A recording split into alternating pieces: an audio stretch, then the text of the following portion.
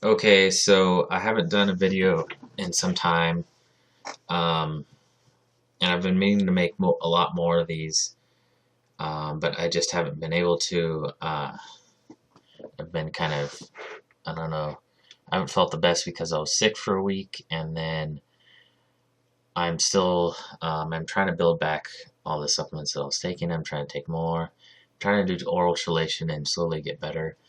Um, but I want to start doing more videos and more um, videos on CFS and other stuff.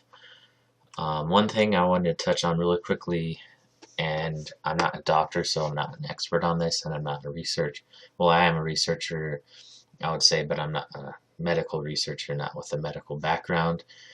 Um, but some people, uh, but I, someone added me and they said I was doing a good job, and then they had a Facebook page and YouTube series, and I just thought that I should do something like that too because I thought it would be really cool.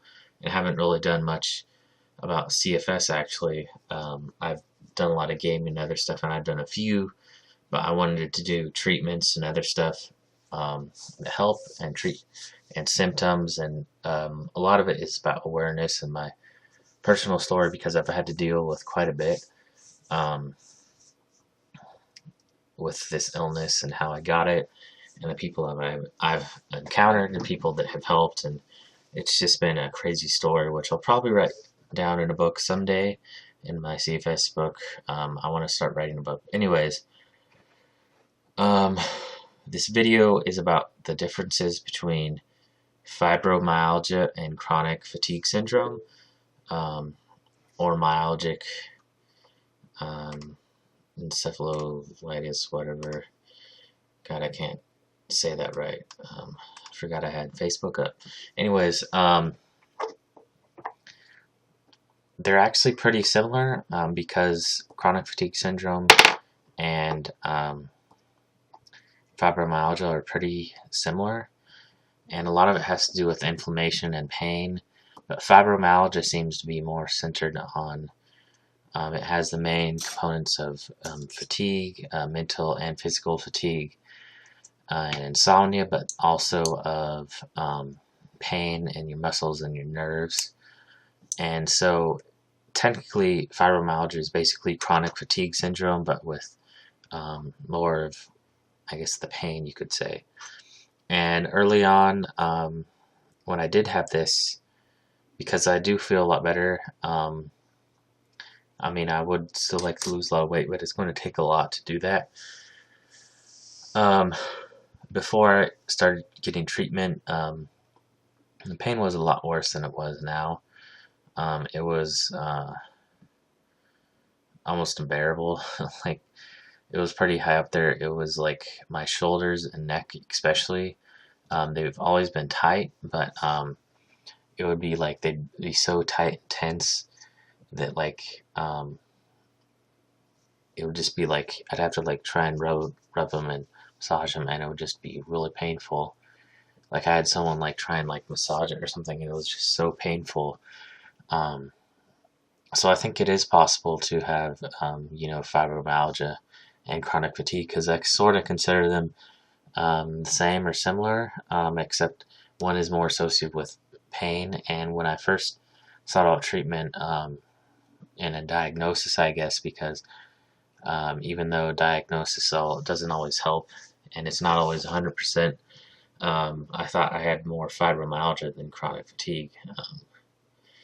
But now that's not so much the case because the pain isn't really the problem, but it's a bunch of other stuff. Um, there's also a lot of other things that affect fibromyalgia and chronic fatigue, um, like mental. There's a mental component and a physical component as well, because there's a lot of other um, problems such as like depression, anxiety are pretty common, and a really big misconception is that people with fibromyalgia or chronic fatigue syndrome, it's all in their head or it's due to some mental problem. And while mental problems such as depression and anxiety can cause it, it can't cause it to the extent that chronic fatigue does. And there is a bunch of diagnosis criteria, and people have expanded on that over time. But generally, with chronic fatigue, it's mainly physical and mental fatigue, and insomnia is also another big thing which contributes to the fatigue, and disrupted sleep patterns. There's a bunch of other symptoms as well. Fibromyalgia also has that, with muscle pain and some nerve pain.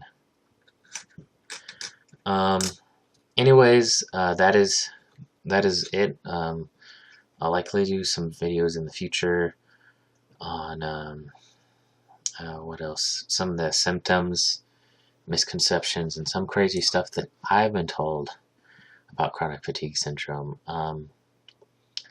Because there is a lot of, I would say, chronic fatigue syndrome and fibromyalgia are probably some of the most misunderstood diseases. I think the part of the problem is the actual name of the disease or condition, and being that there's no real one cause, because people think that, and it's the way with a lot of diseases, there isn't one major cause that contributes to something. Generally, it's generally a lot of things that contribute to it, which I know is pretty vague to say, but it's the truth in a lot of medical problems that I've read about, and health issues. And so you really have to look at it,